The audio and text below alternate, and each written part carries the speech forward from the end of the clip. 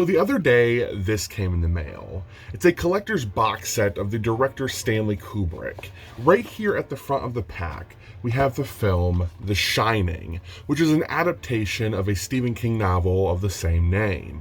But although Stanley Kubrick's adaptation of The Shining is widely regarded as one of the greatest horror films of all time, author Stephen King hates it.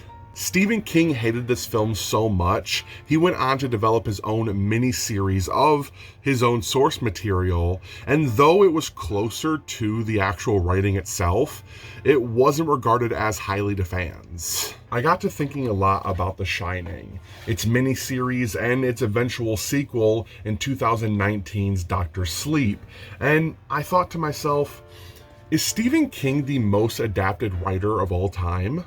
So I did a bit of research, and here's what I found. Fair warning, all of the numbers I'm about to tell you are constantly fluctuating, and I'm not even sure if these are the most up-to-date ones. I cited several websites, and I came to the conclusion, I'm just not smart enough to do it.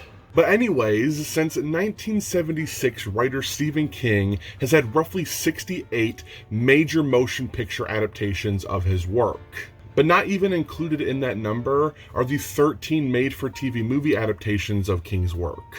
One of the most common misconceptions is that of 1990's adaptation of Stephen King's It.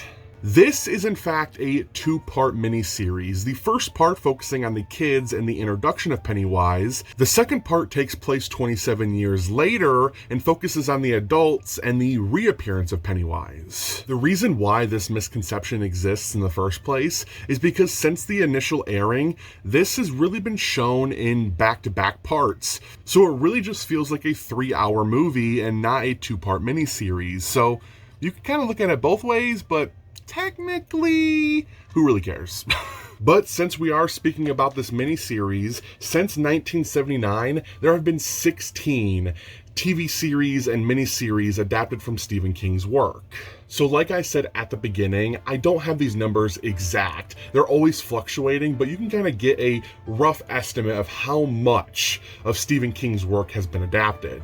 So what I will argue is that Stephen King has a vaster catalog of stories that have been adapted into either movies or TV series, but he does not come close when it comes to two singular characters. We all must go back in time when in 1887 a collection of short stories was compiled and published by British writer Sir Arthur Conan Doyle. His character? Sherlock Holmes. This next part I'm going to read aloud. As of 2012, Sherlock Holmes was recognized as the most portrayed human character on screen by Guinness World Records. The record stated that Sherlock Holmes had been portrayed a staggering 254 times among more than 75 different actors. That is mind-boggling. But Sherlock Holmes is not the record holder for the overall most portrayed literary character in history. That esteemed honor goes to Irish writer Bram Stoker and his undead nightmare, Dracula. As of 2012, the character of Dracula had been portrayed over 270 times, making him the undisputed king. But just off the top of my head, since 2012, movies like Dracula Untold, the Hotel Transylvania sequels, and the Netflix miniseries have all come out, bringing the number even higher. So what I think we're all waiting for now is a brilliant Stephen King short story that pits Sir Arthur Conan Doyle's Sherlock Holmes against Bram Stoker's Dracula. Thanks for watching. Peace.